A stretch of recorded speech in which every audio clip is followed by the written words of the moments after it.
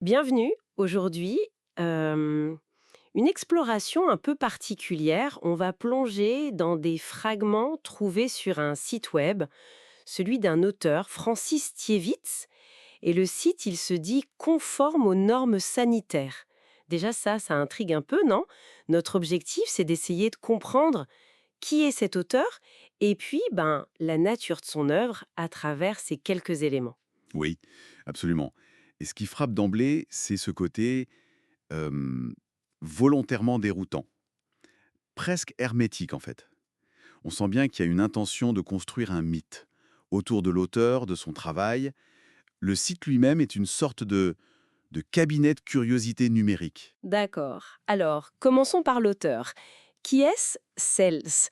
Le site le présente comme l'analyste du club de curiosité, une assemblée apparemment d'individus farfelus versés dans la tératologie, donc l'étude des monstruosités.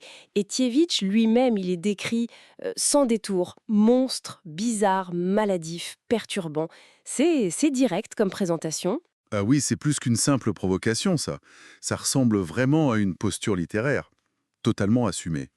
Se réclamer de la tératologie, bon, c'est s'inscrire dans une tradition qui explore l'anormal, le difforme, le monstrueux.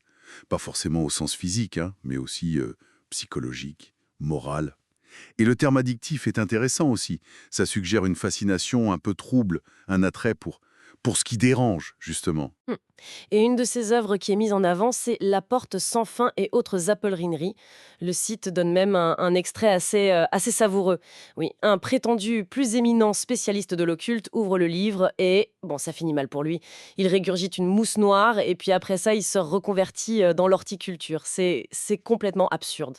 Oui, c'est une excellente illustration de leur stratégie, ça. C'est un mélange d'humour noir et en même temps de mise en garde. Ça fonctionne comme une pub inversée, en quelque sorte. Ça suggère que l'œuvre est tellement puissante qu'elle dépasse l'entendement, même celui des experts. Et l'horticulture à la fin, c'est la touche grotesque. Ça désamorce un peu, mais ça renforce le mystère. C'est presque de la métafiction, vous savez, le livre qui parle de ses propres effets, dévastateurs. Et ce n'est pas tout dans ce style décalé. Il y a aussi cette citation en ukrainien. Tiakniga pogana i jachliwa. Yanikomu i nerekomenduyo. Et la traduction donnée serait quel livre fantastique. Encore la provocation comme fil rouge. Tout à fait, c'est ça, cette traduction entre guillemets ironique, elle s'inscrit dans la même veine. Ça renforce l'idée d'une œuvre qui joue avec les codes, qui se plaît dans la transgression. Et les thèmes listés sur le site, les tags, comme on dit, euh, ils le confirment bien.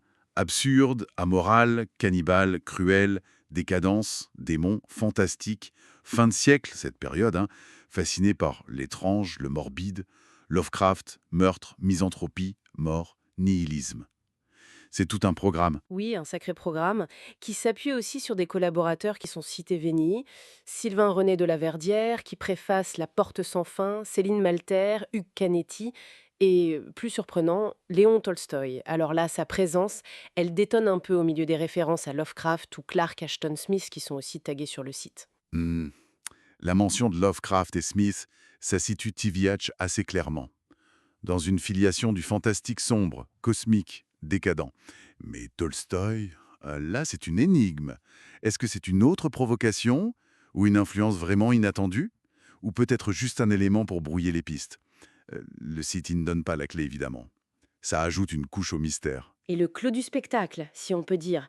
Cette annonce, très brève, datée du 27 avril 2021, Francis Tivietch est mort, ne priez pas pour lui, lisez ses livres.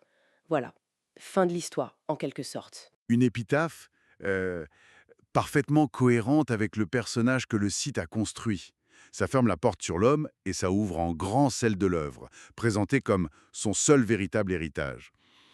La mort devient, le point final de la mise en scène. Donc si on résume un peu tout ça, ce site web, il nous dessine le portrait d'un auteur qui cultive l'étrange, le morbide, peut-être à la tête d'une sorte de collectif littéraire un peu occulte, et dont les écrits sont présentés comme dangereusement captivants. C'est exactement ça. L'ensemble forme un univers littéraire qui est très cohérent dans sa noirceur, dans sa provocation. C'est une invitation en fait à explorer des thèmes transgressifs, mais c'est une invitation codée. presque un jeu de pistes. Oui, ça donne à réfléchir tout ça. Et ça soulève une question intéressante, je trouve, qui dépasse le cas Tievitch. Qu'est-ce qui nous attire, au fond, dans ces contrées prohibées, ces marasmes interdits qui sont évoqués dans un extrait?